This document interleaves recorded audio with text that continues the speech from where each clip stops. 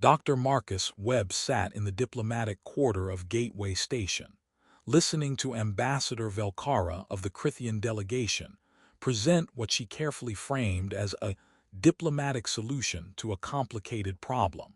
The Crithians were influential, politically powerful, culturally sophisticated. But something was very wrong with this meeting. The details emerged slowly. Among their delegation was a female named Xala, a Crithian who had become unsuitable for Crithian society. Xala was born with a rare genetic condition affecting Crithian empathic abilities. Where most Crithians could sense emotions within limited range, Xala's abilities were catastrophically amplified. She didn't just sense emotions, she experienced them as her own with overwhelming intensity. In crowds, she was flooded with cascading emotional input. Fear, anger, joy, sadness, all hitting her simultaneously, incapacitating her. The condition also worked in reverse. Her emotional state projected outward with intensity that triggered instinctive fear in other Crithians. When she was distressed, which was often, others nearby experienced visceral terror. It was a feedback loop. Her distress caused fear in others, which she absorbed, which increased her distress, which amplified the fear she projected. The result: Xala had been isolated her entire life. Other Crithians couldn't tolerate being near her. She'd been confined to solitary quarters, treated by rotating medical staff. She was 26 years old and had spent most of her life alone, rejected as a tragic aberration. "We've heard," Velcara said carefully, "that human neurology is less susceptible to empathic projection, that humans might tolerate proximity to someone like Xala without experiencing the difficulties affecting Crithians." She paused. "We're asking if humanity would accept guardianship of Xala, to provide her with a social environment where she might function. We understand this is unusual." "You're asking us to take someone your own species has rejected," Marcus interrupted. "To accept responsibility for a person you've designated as too broken to care for." Velcara's expression tightened. "We're asking for humanitarian assistance for someone whose condition makes her incompatible with Crithian society. If humanity can provide an environment where Xala might have some quality of life, we're prepared to offer significant compensation." Marcus felt anger rising. The diplomatic language couldn't hide what this was. The Crithians offloading someone they viewed as a burden.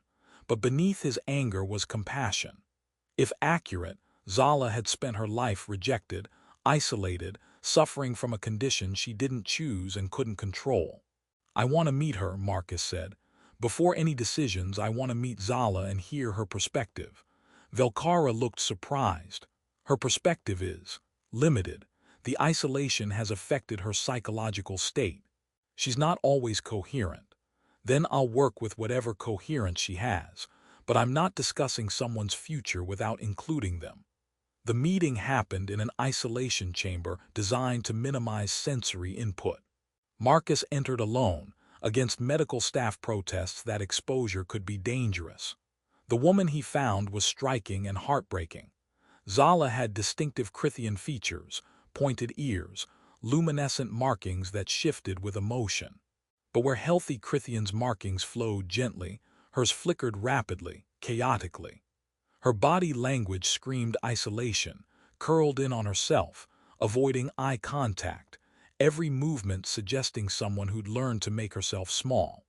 When Marcus spoke, introducing himself gently, she flinched. "You shouldn't be here," she said, voice hoarse from disuse. "I'll hurt you. I hurt everyone, that's what I do. I'm human. Human neurology works differently. I might not be affected the same way. Everyone says that, then they feel it, then they leave." Her markings flickered: fear, shame, desperate hope. "You'll leave too, they all do." Marcus sat at a distance that gave her space. "What do you feel right now, from me?" Xala was silent, her markings showing confusion. "I feel curiosity, caution, compassion." Her voice rose in question. "But not fear. Why don't you fear me? Everyone fears me." "Because I don't have the neurological wiring to respond to your empathic projection the way Crithians do. I can sense something, like static at the edge of perception, but it doesn't trigger fear, just awareness that you're experiencing something intense. For the first time, Xala looked directly at him. Her eyes were remarkable, large, expressive, filled with cautious hope. You really don't feel it, the terror, the need to flee, you're just sitting there. I'm just sitting here, Marcus confirmed gently. Xala, I want to understand your experience, not medical reports, your life. What's it been like? What followed was heartbreaking. Xala described childhood isolation, separated from other children because her presence caused distress, educated remotely, visited only by rotating medical staff. She described constant, overwhelming emotional input, inability to distinguish her own feelings from those she absorbed, the endless feedback loop. I tried to end it once, she admitted, barely above a whisper. 3 years ago. I couldn't bear being the thing everyone fled from, but they saved me, put me on constant monitoring. She laughed bitterly. They won't let me die, but they won't let me live either. I exist in this space between, alone forever. Marcus felt rage on her behalf, but he kept his voice gentle. If you could choose what happens next, what would you want? Xala looked at him like the question was incomprehensible. I don't get to choose. I've never gotten to choose. Things happen to me, I don't choose. You can choose now, so what would you want if you could have anything? She was silent for so long Marcus thought she wouldn't answer. Then, I want to talk to someone without feeling their fear. I want to walk somewhere without clearing the space like a plague carrier.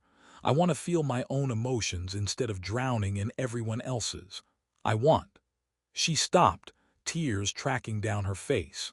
I want to be a person instead of a problem. Then let's make that happen, Marcus said. Would you be willing to come to human space, work with specialists who might understand your condition differently, try to build a life where you're a person first and a medical case second? Xala's markings flared with hope and terror. Why would you do this? You don't know me. I could be dangerous. Why would you take that risk? Because you deserve better than being rejected and warehoused. Because humanity has experience with neurodiversity, and maybe we can help where Crithian medicine couldn't. And because, Marcus met her eyes, when I look at you, I see a person who's been suffering, not a problem that needs to be hidden. The process took 3 months. The Crithian government was relieved to transfer responsibility. Human specialists developed protocols prioritizing Xala's autonomy and well-being. Marcus became her primary liaison, helping her navigate the transition while fighting officials who saw her as a complication. Throughout, Marcus visited Xala regularly. She began opening up, sharing experiences, interests, thoughts. She was brilliant, educated remotely. She'd studied multiple disciplines, spoke 6 languages, had a sharp analytical mind never given proper outlet. She was also deeply damaged. But in Marcus's presence, without constant fear responses, she began to relax incrementally. The transfer happened. Xala was brought to a human medical facility specializing in neurological conditions. Initial findings were fascinating. Her empathic abilities weren't malfunctioning. They were just orders of magnitude more sensitive than normal. It wasn't broken. It was an extreme variation Crithian society had no framework for accommodating. The medical team developed treatment focusing not on fixing Xala, but on helping her manage her abilities. Meditation techniques to filter input, biofeedback to control her emotional state, gradual exposure therapy, physical environments to minimize overwhelming input. Throughout, Marcus remained her primary support. Their relationship deepened from advocate-client to genuine friendship. 6 months after arriving, Xala achieved a breakthrough. She successfully attended a small social gathering, 5 humans in a controlled environment. For the first time, she sat among others without causing them to flee. She cried afterward, overwhelmed with relief and joy. Marcus held her while she shook with emotion and she experienced something new, comfort given freely. A year later, Xala had achieved what seemed impossible, a functional life. She worked as a consultant for xenopsychology. She lived in a small apartment with environmental controls. She had a small circle of friends. It wasn't perfect. She still had difficult days, but it was a life with autonomy and purpose and connection. Her relationship with Marcus evolved into something deeper.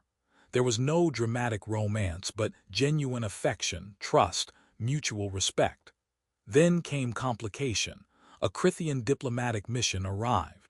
Ambassador Velcara brought surprising news. Xala's case had sparked debate in Crithian society. Her success challenged assumptions about empathic conditions. A growing movement argued that individuals like Xala deserved accommodation, not isolation. "We're here to formally apologize," Velcara said, "and to ask if you'd work with Crithian researchers to develop better protocols. Your experience could help prevent future suffering." Xala, with Marcus beside her, processed this with visible conflict. "I'll help," she finally said, "but on conditions. I work remotely. Protocols must prioritize individual well-being. And you acknowledge publicly that your treatment of me was wrong." Velcara agreed. Over following months, Xala became an advocate for empathic diversity. She helped develop new approaches, consulted on policy, shared her story publicly. The impact was gradual but real. Attitudes began shifting. Treatment protocols emphasized accommodation over isolation. Through all this, Marcus watched Xala transform from traumatized and isolated into someone confident enough to challenge the society that rejected her.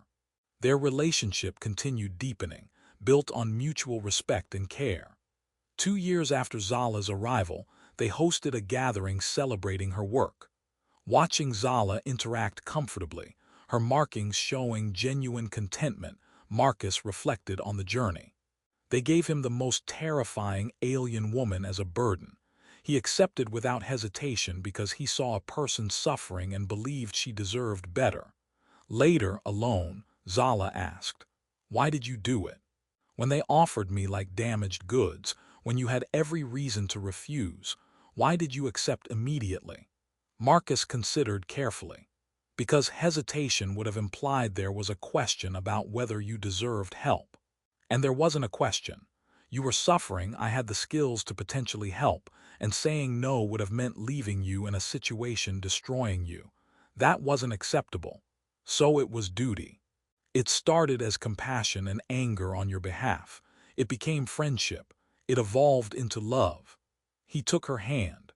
"But fundamentally, I did it because when I looked at you, I saw someone valuable being treated as disposable. And I couldn't accept that." Xala's markings shifted to warm golden tones, deep contentment and affection. "You gave me my life back. More than that, you gave me a life I'd never had. You did that yourself. I just opened a door. You walked through it. We walked through it together," she corrected, "and we keep walking." They stood at the window, looking out at the station where dozens of species coexisted. Xala's empathic senses picked up emotions from thousands, but now she had tools to filter and manage that input. She wasn't cured. She'd always experience emotions more intensely, always need environmental management. But she discovered that what her species labeled catastrophic malfunction was actually an ability that, properly understood, gave her unique insight. They gave her to a human as if she were too broken for her own kind. The human saw beyond the reputation, beyond the fear, to the person trapped by circumstances she didn't choose. And together, they proved that strength isn't about conforming or suppressing differences. It's about recognizing worth in those others reject, offering help without hesitation, and building connection where others saw impossibility. The most terrifying, alien woman turned out to be someone remarkable, capable, and worthy of love. All she'd needed was someone brave enough to see it.